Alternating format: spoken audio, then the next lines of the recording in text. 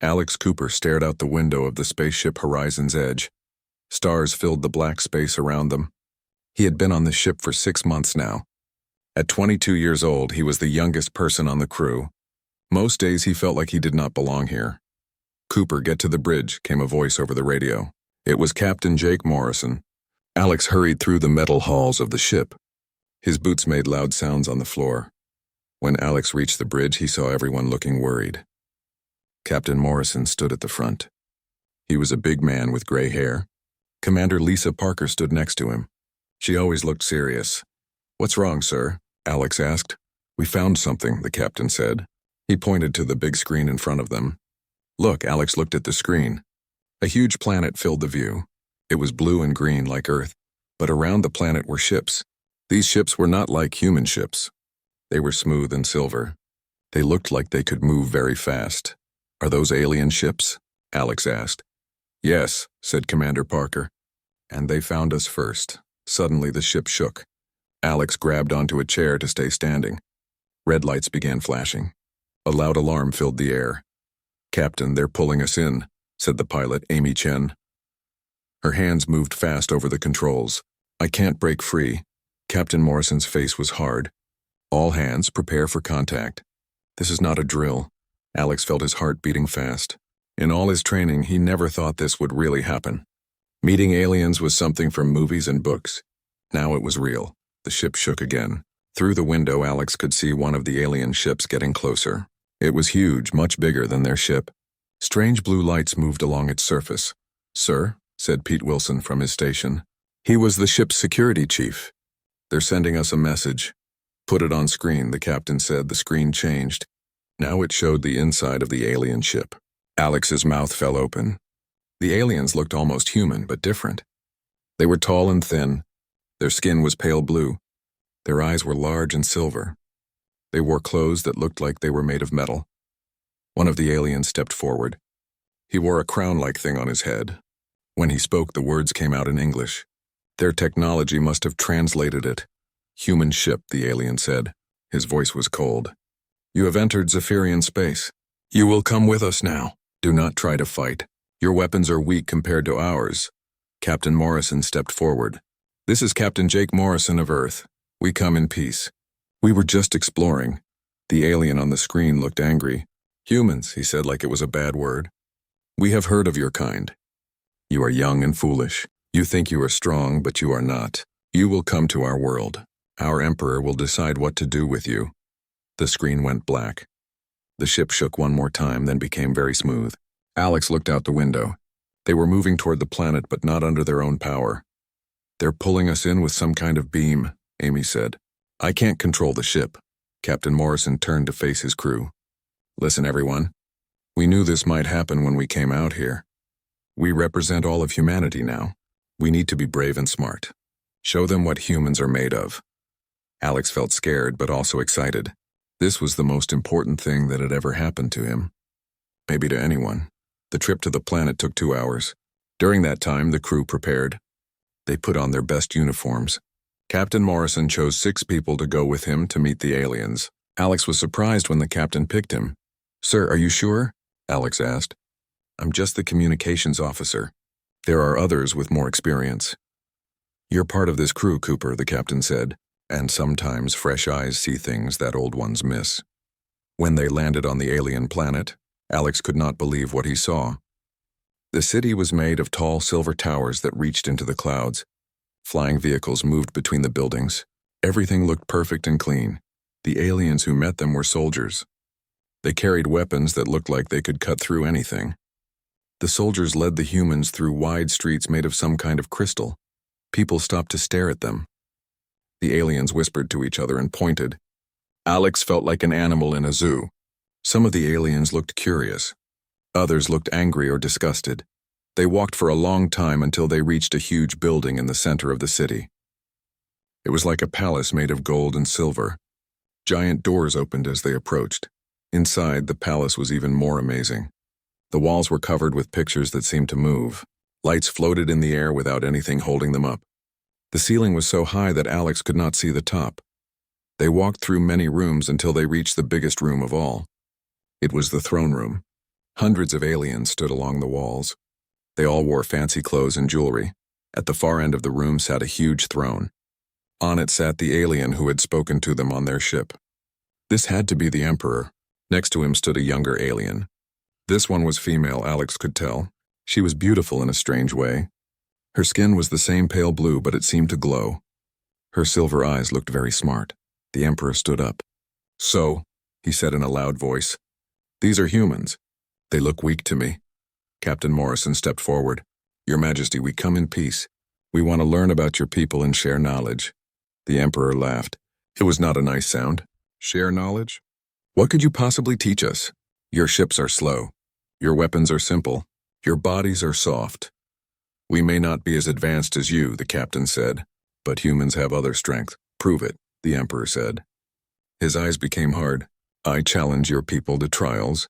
If you pass, we will talk. If you fail, we will send you back to your little planet and tell you never to return. Alex felt his stomach drop. Trials sounded dangerous. The Emperor continued. Bring forward your finest warriors. Let us see what humans are made of. Captain Morrison looked at his team. He pointed to Commander Parker, Pete Wilson, and 3 other crew members. They stepped forward. Alex stayed back. He was not a warrior. He was just the communications officer. The aliens in the room began to talk among themselves. They looked at the humans like they were judging animals. Then something unexpected happened. The female alien next to the Emperor stepped down from the platform. She walked toward the humans. Her silver eyes looked at each person carefully. She stopped in front of Commander Parker. She studied her for a moment, then moved on. She looked at Pete Wilson, then the others. Finally, her eyes fell on Alex. Alex felt like those silver eyes could see right through him. She stared at him for a long time. Alex tried not to look away, but it was hard. Then she raised her hand and pointed right at Alex. That one, she said in a clear voice that filled the room. He will be mine. The entire throne room became silent. Alex felt like he could not breathe. Everyone was staring at him. The other humans looked shocked. The aliens looked confused. The Emperor's face showed surprise. Zarathel, what are you doing? He is clearly the weakest among them. The Princess Zarathel did not take her eyes off Alex. He will be mine, she said again. He will face the trials. Alex's world turned upside down. How had this happened? He was just supposed to help with communications. Now an alien princess had chosen him for trials that could decide the fate of humanity. Captain Morrison put a hand on Alex's shoulder. Cooper, he said quietly. Looks like you're our champion now. Alex looked at the princess. She was still staring at him with those strange silver eyes. He did not understand why she had chosen him. But he knew one thing for sure. His life had just changed forever. Alex could not sleep that night. The aliens had given the humans rooms in the palace. The room was nice, with a bed that was too soft and walls that glowed with soft light.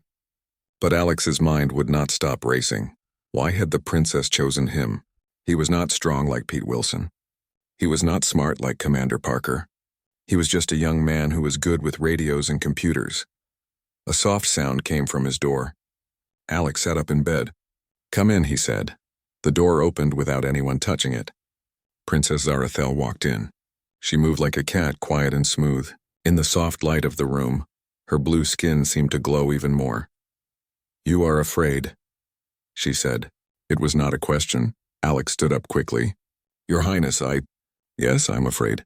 I don't understand why you picked me. She walked closer to him. Sit, she said, pointing to the bed. I will tell you. Alex sat down. The princess sat in a chair across from him. Her silver eyes studied his face. My people value strength above all else, she said. The strongest warrior becomes the leader. The strongest hunter gets the best food. The strongest student gets the best teachers. That makes sense, Alex said. Does it? She asked. Tell me about your people. How do you choose leaders? Alex thought about it. We vote for them. We pick people who are smart, or kind, or who have good ideas. Sometimes we pick people who are strong, but not always. The princess nodded. And how do you hunt? Most of us don't hunt anymore, Alex said. We grow food on farms. We work together to make sure everyone has enough to eat. Interesting, she said. And how do you fight wars? Alex felt uncomfortable. We try not to fight wars. When we do, we use strategy and teamwork. The strongest person is not always the best soldier. Princess Zarathel leaned forward. This is why I chose you. I don't understand, Alex said. When I looked at your group, I saw what my people would see. Strong warriors. Fierce fighters. People who would try to beat us with force. She paused. But you were different. You stood behind the others. You did not try to look strong, but your eyes were watching everything. Learning. Alex felt his face get warm. I was just scared. No, she said firmly. You were thinking. My people have forgotten how to think. We only know how to fight. She stood up and walked to the window. Tomorrow you will face your first trial. It will be combat against our champions. Alex's stomach dropped. I'll lose. I've never been good at fighting. Probably, she said, not turning around. But that is not the point. What is the point? She turned to look at him. The point is to show my people that there are different kinds of strength. That the human way might be better than the Zephyrian way. But if I lose, they'll think humans are weak. Princess Zarathel smiled for the first time. It changed her whole face. Alex Cooper, do you know what my father said when I told him I wanted to study other worlds instead of learning to fight? What did he say? He said I was weak. That I would never be a good leader because I cared more about books than battles. Her smile faded. But I learned something from those books. I learned that the strongest civilizations are not the ones with the best weapons. They are the ones that can change and grow. Alex felt a little better but still scared. What happens if I fail the trials? Then my father will send your people away and things will stay the same here. She walked back toward the door. But I do not think you will fail. How can you be so sure? She stopped at the door and looked back at him. Because you are already asking the right questions. After she left, Alex lay back down on the bed. He still could not sleep, but now he felt different. Maybe he could not win the trials with strength. But maybe he could win them in other ways. The next morning came too soon. Alex met the other humans for breakfast. The food was strange, but tasted good. Captain Morrison looked worried. Cooper, are you ready for this? The captain asked. No, sir, Alex said honestly. But I'll do my best. Pete Wilson put a hand on Alex's shoulder. Kid, I taught you some basic fighting moves during the trip. Remember what I said about using your opponent's strength against them? Commander Parker nodded. And remember, you're representing all of humanity. Show them what we're made of. Amy Chen smiled at him. We believe in you, Alex. After breakfast, guards came to take Alex to the arena. The other humans were allowed to come and watch. The arena was huge, with seats for thousands of aliens. Alex felt very small standing in the center. Emperor Vexthal sat on a high platform with Princess Zarathel beside him. His voice boomed across the arena when he spoke. Today the human will face Kethamal, champion of the arena. Let us see if humans are as weak as they look. A gate opened on the other side of the arena. Out walked the biggest alien Alex had ever seen. Kethamal was twice as tall as Alex and covered in muscles. He carried a weapon that looked like a glowing sword. Alex had been given a similar weapon, but it felt heavy and awkward in his hands. The alien walked toward him slowly, like he was in no hurry. Human, Kethamal said in a deep voice. I will try not to hurt you too much. The fight began with a loud horn. Kethamal moved faster than Alex expected. The alien's weapon came down toward Alex's head. Alex jumped to the side just in time. The crowd cheered for Kethamal. Alex tried to remember what Pete had taught him. Use your opponent's strength against them. But how could he do that when the alien was stronger and faster? Kethamal attacked again. This time Alex could not dodge completely. The alien's weapon hit Alex's arm. Pain shot through his body, but Alex did not fall down. Stay down, human, Kethamal said. This will be easier for both of us. Alex looked up at the crowd. Thousands of aliens were watching him. Most looked bored, like they were watching something they had seen many times before. But some looked curious. Alex stood up. His arm hurt badly, but he could still move it. I'm not staying down, he said. Kethamal looked surprised. You cannot win. Why do you continue? Alex thought about what the princess had said. Show them that there are different kinds of strength. Because giving up is not the human way. The alien champion attacked again and again. Each time Alex got hit. Each time he got back up. The crowd began to change. They were not bored anymore. Some were even cheering for Alex. After 10 minutes, Alex was covered in bruises and cuts. But he was still standing. Kethamal looked tired too. The big alien had expected an easy fight. You fight strangely, human, Kethamal said during a break. You do not try to win. You only try not to lose. Alex wiped blood from his mouth. Sometimes not losing is the same as winning. Something changed in Kethmol's eyes. Explain. You're stronger than me, Alex said. Faster too. But you're getting tired because you have to work hard to beat me. I'm learning how you fight, getting a little better each time. Kethmol nodded slowly. Interesting, again. They fought for another 10 minutes. This time Alex managed to block some attacks. He even hit Kethmol once, though it did not hurt the big alien much. When the horn sounded to end the fight, Alex was still standing. He had lost, clearly, but he had not given up. The arena was quiet. Then slowly some of the aliens began to clap. Not many, but some. Emperor Vexthal looked angry. The human lost. Why do they cheer? Princess Zarathel stood up. Because they saw something they have not seen before, Father. They saw someone fight not to prove he was strong, but to prove he would not break. Kethmol walked over to Alex. The big alien held out his hand. You have courage, human. I respect this. Alex shook the alien's hand. Thank you for a good fight. As Alex left the arena, he heard the aliens talking. They were not talking about how weak humans were anymore. They were talking about the young human who would not give up. That night, Princess Zarathel came to his room again. Alex's arm was wrapped in bandages, but he felt good. How do you feel? She asked. Sore, Alex said. But proud. You should be. You did something important today. What's the next trial? Strategy? You will command troops in a war game against our best generals. She smiled. I think you will like this one better. Alex smiled back. Maybe he could not win with strength, but he was starting to think that was okay. There were other ways to be strong. The princess was right. He was asking the right questions. And maybe, just maybe, he could help both humans and Zephyrians find some answers. 3 days passed before the second trial. Alex used the time to heal and learn. Princess Zarathel visited him each day. She taught him about Zephyrian history and war tactics. Your people always attack head-on, Alex said during one of their talks. They sat in a garden behind the palace. Strange blue flowers grew everywhere. Yes, the princess said. We believe the direct path is the honorable path. But what if the direct path gets more people killed? Alex asked. She looked at him with those silver eyes. This is why my father thinks I am weak. I asked the same questions. You're not weak, Alex said. You just think differently. On the morning of the second trial, Alex felt more confident. Fighting was not his strength, but strategy was something he understood.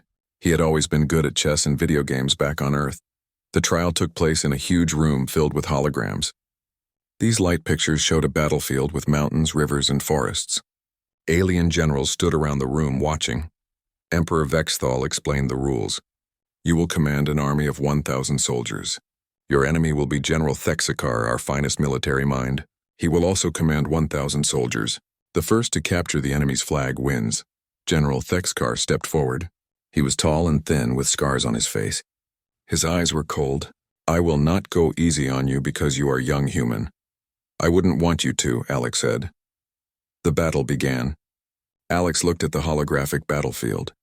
His troops were represented by blue dots of light. The enemy troops were red dots. He could give orders by speaking or pointing.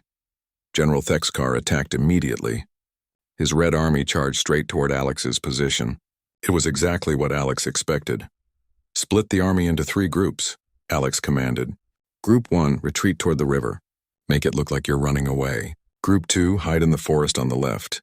Group 3, circle around the mountains on the right. The watching generals looked confused.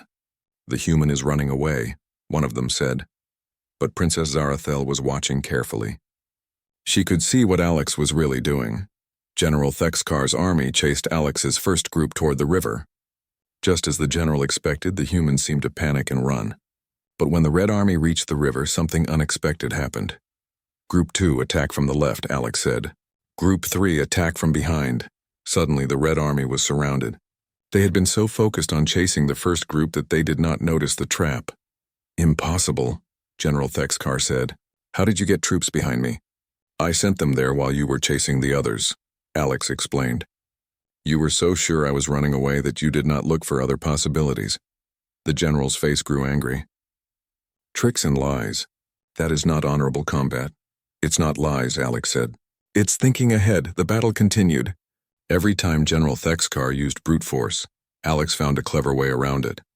When the general sent all his troops to attack one position, Alex attacked somewhere else. When the general tried to surround Alex's army, Alex's troops were already gone. The watching aliens began to murmur among themselves. They had never seen warfare like this before. The human fights like water, one general said. He flows around obstacles instead of smashing through them. After 2 hours, Alex's forces captured the enemy flag.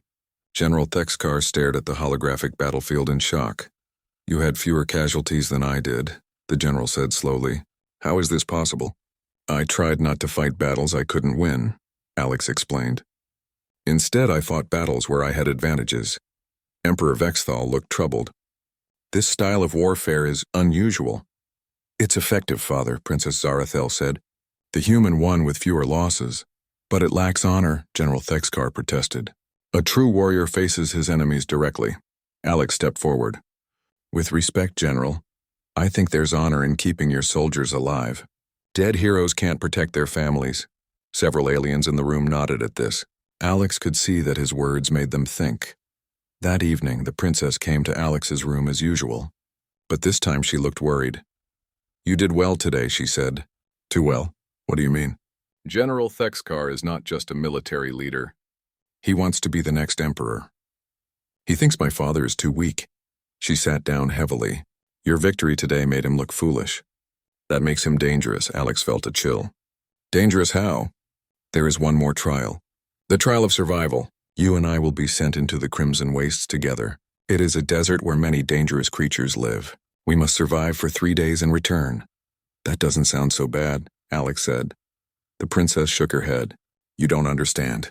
Thexkar will try to make sure we don't come back. He cannot kill us directly, but the desert is dangerous. Accidents happen there. Alex felt his heart beating faster. Why are you going with me? It is tradition. The one who chooses the champion must share their fate. She looked at him with sad eyes. I am sorry, Alex. I have put you in great danger. Hey, Alex said gently.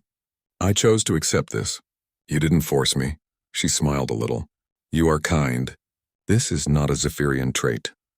Maybe it should be, Alex said. They spent the rest of the evening planning for the trial. The princess taught Alex about the creatures in the desert and how to find water. Alex shared some human survival techniques he had learned in training. Your people prepare for many different situations, she observed. We have to, Alex said. Humans don't have natural armor or claws. We survive by being ready for anything. The next morning, Alex said goodbye to his crewmates. Captain Morrison looked worried. Be careful out there, son, the captain said. Don't try to be a hero. I'll bring him back, sir, Alex promised. Commander Parker gave him a small device. It's a radio beacon, she said quietly. Hide it. If things go really bad, we might be able to find you. Amy Chen hugged him. Don't do anything stupid, she said. I'll try not to, Alex said with a smile. Pete Wilson was the last to say goodbye. Kid, remember what I taught you about reading people? Out there, trust your instincts. Alex and Princess Zarathel were taken to the edge of the Crimson Wastes in a flying vehicle. The desert stretched out before them, red sand and rocks as far as they could see. The sun was already hot even though it was morning. 3 days, the pilot said. Return to this spot. If you are not here, we will assume you are dead. Alex shouldered his pack. It contained water, some food, and basic tools. The princess carried similar supplies. Ready? She asked. As ready as I'll ever be, Alex said. They walked into the desert. Behind them, Alex could see the city getting smaller. Ahead was nothing but red sand and danger. After an hour of walking, they heard a sound like thunder. Alex looked up and saw something that made his blood run cold. Flying above them was one of General Thexkar's ships. They're following us, Alex said. Princess Zarathel nodded grimly. It begins. The ship circled overhead for a few minutes, then flew away. But Alex knew it would be back. They'll try to drive us toward the most dangerous areas, the princess said. Or maybe drop us off somewhere far from the exit point. Then we need to be smarter than they expect, Alex said. What's the most dangerous place in this desert? The Glass Valley. It is filled with crystal formations that drive creatures mad. No one who enters ever comes out, Alex smiled. Perfect. That's where we're going. The princess stared at him. Alex, I just said no one comes out alive. No one who goes there to stay, Alex said. But what if we only go there to hide? They won't expect that. They'll look for us everywhere except the one place no one survives. Princess Zarathel thought about this. Slowly, she began to smile too. You are either very clever or very crazy. Maybe both, Alex said. They changed direction and headed toward the glass valley. As they walked, Alex felt like they were being watched. Several times he saw movement in the distance, but when he looked directly, nothing was there. We're not alone out here, he told the princess. I know, she said. The desert hunters are following us. They wait for travelers to become weak, then attack. How do we deal with them? Usually we fight them off until we can escape. She paused. But you would probably say that's the wrong approach. Alex grinned. You're learning. Fighting is our last option. First, let's try to understand what they want. As the day grew hotter, Alex began to understand why this trial was so dangerous. The sun was merciless. The sand burned through their boots. Strange sounds echoed across the desert. But he also began to understand something else. He and the princess made a good team. She knew the dangers and he knew how to think around problems. Together, they might actually survive this. The question was whether General Thexkar would let them. The glass valley was the strangest place Alex had ever seen. Tall crystals grew from the ground like trees. They were all different colors, red, blue, green, and purple. When the wind blew through them, they made music. It's beautiful, Alex said. And deadly, Princess Zarathel warned. The crystals affect the mind. Stay close to me. They found a cave between two large crystals. It was small, but it would hide them from anyone flying overhead. Alex set up their camp while the princess kept watch. I found something, she called softly. Alex joined her at the mouth of the cave. She was looking at marks carved into the crystal wall. The marks were old and covered with dust. What do they say? Alex asked. They're in Old Zephyrian, she said, studying them carefully. It says, Here lies the wisdom of the ancients. Strength comes not from the sword, but from the mind that guides it. Alex felt excited. Your ancestors thought differently than your people do now. Yes, she said quietly. My father always said the old ways were weak, but these writings suggest something else. They spent the evening exploring the cave. Deep inside, they found more writings and pictures carved into the walls. The pictures showed Zephyrians working together, building cities, creating art. These ancestors looked happy. They valued cooperation, Alex said, looking at one picture, like humans do. My people have forgotten this, the princess said sadly. We only remember the wars. That night, as they sat by a small fire, Alex asked her about her childhood. I was always different, she said. While other children played war games, I liked to read. I wanted to understand why things worked, not just break them. That sounds lonely, Alex said. It was. My father tried to make me stronger. He sent me to fight training every day, but I was never good at it. I was too small, too weak. She stared into the fire. When I became old enough to choose a husband, he expected me to pick the strongest warrior. But you picked me instead, Alex said. The weakest. She looked at him with those silver eyes. No, Alex, I picked the most interesting. The next morning, they heard ships overhead. Through a crack in the cave roof, Alex could see 3 aircraft circling the valley. General Thexkar is not giving up, the princess said. Good, Alex said. Let him waste time looking for us. Meanwhile, we can explore more of these caves. They went deeper into the crystal caves. What they found amazed them both. The caves were full of old Zephyrian technology, machines that still worked after thousands of years, books made of metal that told stories of the past. This is incredible, Alex said. Why don't your people know about this place? Because they're afraid of it, the princess said. They think the crystals will drive them mad. But we're fine, Alex pointed out. Maybe, she said slowly. The crystals only affect those who come here with violence in their hearts. Alex thought about this. It made sense. The old writings talked about wisdom and cooperation. Maybe the crystals were a test. On the second day, they made a discovery that changed everything. Deep in the largest cave, they found a room filled with star maps. These maps showed the locations of hundreds of worlds. My people think they know the galaxy, the princess said, staring at the maps. But this shows there are thousands of civilizations we've never met. Your ancestors were explorers, Alex realized. They wanted to meet other species, not conquer them. Suddenly, they heard sounds from outside the cave. Someone was coming. Alex and the princess hid behind a large crystal. Through the colorful light, they saw General Thexkar and 6 soldiers enter the valley. Search every cave, the general ordered. The princess and the human must be here somewhere. Sir, one soldier said nervously, the crystals are said to be dangerous. Legends, Thexkar snapped. Find them. Alex watched as the soldiers spread out. One of them was coming toward their cave. Alex looked at the princess and made a decision. Stay here, he whispered. I have an idea. Before she could stop him, Alex walked out of the cave. The soldier saw him immediately and raised his weapon. General, the soldier called. I found the human. Thexkar and the other soldiers came running. They surrounded Alex with their weapons pointed at him. Where is the princess? Thexkar demanded. Safe, Alex said. Away from you. The general's face twisted with anger. You think you are clever, human. But you are trapped now, am I? Alex asked calmly. That's when the princess stepped out of the cave. But she was not alone. With her came Kethmal, the arena champion. The big alien looked angry. General Thexkar, Kethmal said in his deep voice. What are you doing here? Kethmal, the general said, surprised. We were searching for the princess, making sure she was safe. With weapons drawn? Kethmal asked. This does not look like a rescue. Alex realized what had happened. Kethmal must have followed them into the desert. The big alien had probably been watching out for them. The human is dangerous, General Thexkar said quickly. He is corrupting the princess with his strange ideas. What strange ideas? Kethmal asked. Alex stepped forward.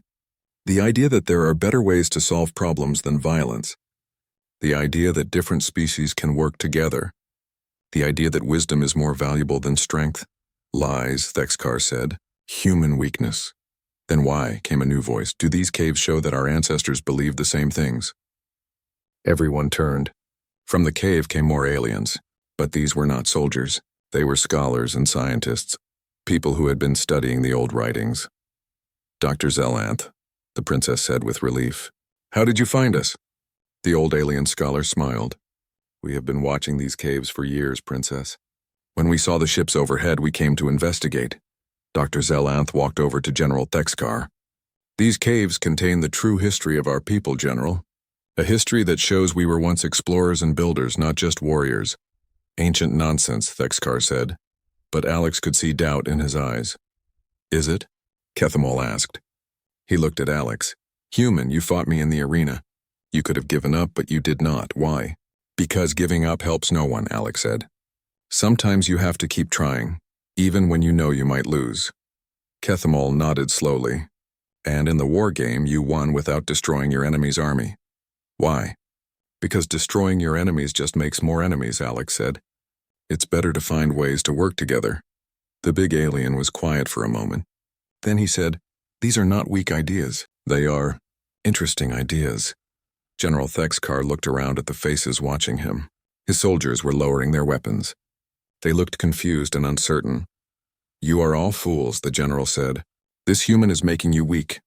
No, Princess Zarathel said firmly. He is making us think. That's when Alex made another decision. He walked over to General Thexkar. General, he said quietly, you're a smart man. You know how to fight, how to lead. Your people respect you. What is your point, human? Thexkar said coldly. My point is that someone like you could help both our species. You could be part of something bigger than just war. I will never work with humans, the general said. Not with me, Alex said, but maybe with the idea that there are better ways to be strong. Alex could see the general thinking. Thexkar was proud, but he was not stupid. He could see that Alex was offering him respect, not demanding surrender. I will consider your words, the general said finally, but I make no promises. It was not much, but it was a start. The group spent the rest of the day exploring the caves together. Kethmal was fascinated by the old technology. Dr. Zelanth translated more of the ancient writings. Even some of Thexkar's soldiers seemed interested in what they found. That evening, as they prepared to leave the valley, Princess Zarathel pulled Alex aside. You did something amazing today, she said. What do you mean? You could have fought Thexkar.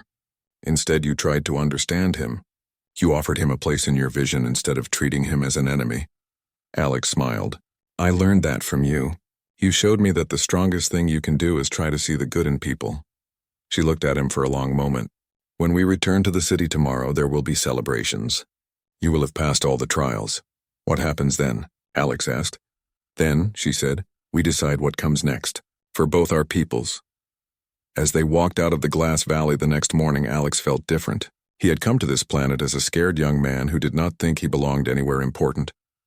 Now he was walking beside an alien princess, followed by warriors and scholars who were all talking about new ideas. Ideas about cooperation instead of conquest. Ideas about building instead of destroying. The trials were almost over, but Alex was beginning to think that the real work was just beginning. The journey back to the city was different than Alex expected.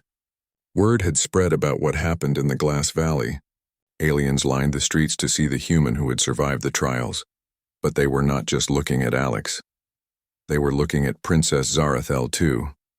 She walked beside him with her head high, no longer hiding her beliefs. "They're staring at us," Alex said quietly. "Let them," she replied. It's time they saw that their princess is not ashamed of new ideas. At the palace, Emperor Vexthal waited for them in the throne room. The room was packed with nobles, generals, and scholars. Alex could see Captain Morrison and his crew standing to one side. They looked relieved to see him alive. "So," the Emperor said when Alex and the princess approached the throne, "you have completed all 3 trials." "Yes, Your Majesty," Alex said. "And what did you learn from these trials?" the Emperor asked. Alex thought carefully before answering. "I learned that strength comes in many forms. I learned that your people and mine have more in common than we thought. And I learned that the best solutions usually come from working together." General Thexkar stepped forward. Alex tensed, but the general did not look angry anymore. "Your Majesty," Thexkar said, "I followed the human and princess into the desert. I saw what they found in the Glass Valley." "And what did they find?" the Emperor asked. "The true history of our people," Dr. Zelanth said, joining the conversation. "Evidence that our ancestors valued wisdom and cooperation as much as strength." The Emperor's face showed surprise. "This is possible?" "More than possible," Princess Zarathel said. "Father, I want to show you something." She produced a small device from her pack. When she activated it, holograms filled the air above them. The holograms showed the star maps they had found, the ancient writings, the pictures of Zephyrians working together. The room fell silent as everyone stared at the images. "These are our real ancestors," the princess said. "Not just warriors, but explorers, builders, thinkers. They reached out to other worlds not to conquer them, but to learn from them."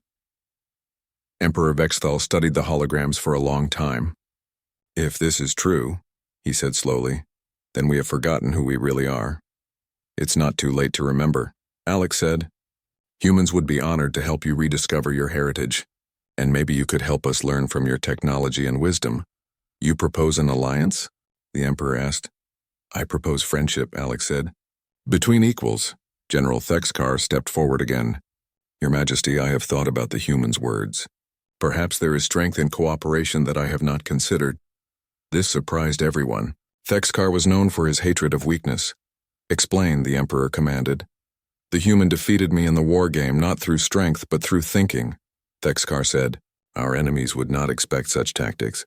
If we combined our warrior strength with human strategy, we would be stronger than either of us alone," Alex finished. The Emperor looked around the room.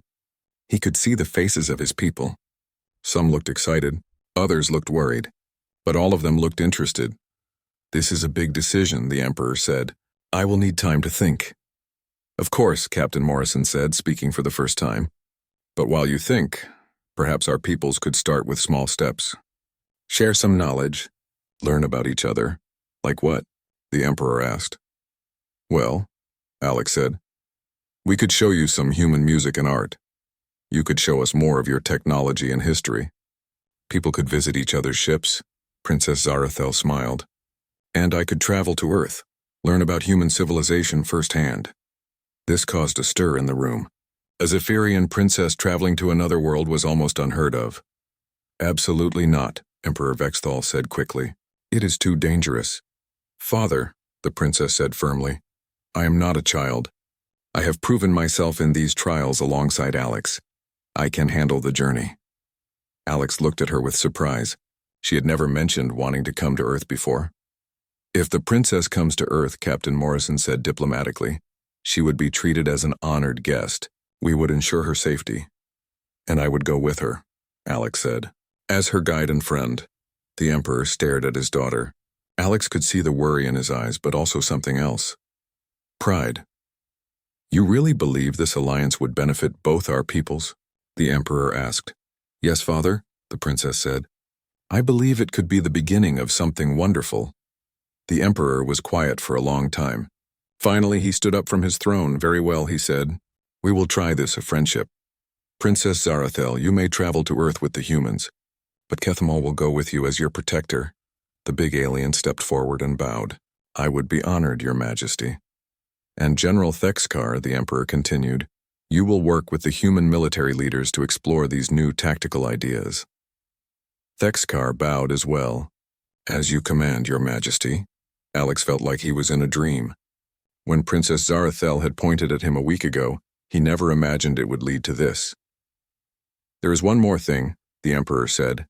Young human, you have passed the trials. According to our law, you may ask for a reward. Alex looked around the room. He could ask for technology or gold or anything else. But he already knew what he wanted. Your Majesty, he said, I ask for permission to stay here for a while longer, to help build this friendship between our peoples.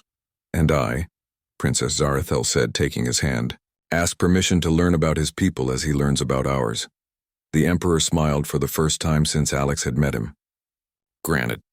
The celebration that followed lasted 3 days. Humans and Zephyrians worked together to prepare food, music, and entertainment. Alex watched as barriers broke down and friendships formed. Amy Chen taught young Zephyrians how to fly human-style spacecraft. Pete Wilson showed Zephyrian soldiers new fighting techniques. Commander Parker and General Thexkar spent hours discussing strategy.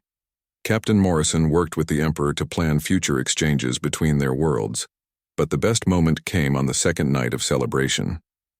Alex and Princess Zarathel stood on a balcony overlooking the city. Below them, humans and Zephyrians danced together in the streets. Do you think this will really work? Alex asked. I don't know, she said honestly. There will be problems. Some people on both sides will resist change. But look down there. Alex looked at the mixed crowd of humans and aliens celebrating together. I see hope, he said. Exactly, she said. And sometimes hope is enough to start with. She took his hand again. Alex, when I pointed at you that first day, I said you would be mine. I remember, Alex said. I was wrong, she said. You don't belong to me. But maybe, if you want, we could belong to each other. Alex looked into her silver eyes. A month ago, he was just a communications officer who felt like he didn't belong anywhere. Now he was standing with an alien princess who had become his closest friend. I'd like that, he said. Good, she said with a smile, because I think we have a lot of work to do. 6 months later, Alex stood on the bridge of a new ship. It was built with both human and Zephyrian technology. Princess Zarathel stood beside him as his co-captain. They were heading to a new star system where other aliens had been detected. Their mission was not to conquer or threaten, but to make friends. Ready, Captain Cooper? Princess Zarathel asked. Alex smiled. He had been promoted after successfully establishing the Human-Zephyrian alliance. Ready, Captain Zarathel. Behind them on the bridge, humans and Zephyrians worked side by side. Kethamal served as security chief. Dr. Zelanth was their science officer. Even General Thexkar had joined them as military advisor. Take us to the stars, Alex commanded. As their ship jumped into hyperspace, Alex thought about how much had changed. He had started as the youngest and weakest member of a human crew. Now he was helping to build bridges between worlds. The alien princess had been right to point at him that day. Not because he was strong or brave, but because he was willing to try something new. And in the end, Alex thought, that might be the most human trait of all. The ship flew on toward new worlds and new friends, carrying the hope that different peoples could work together to build something better than any of them could create alone. In space, no one was alone anymore.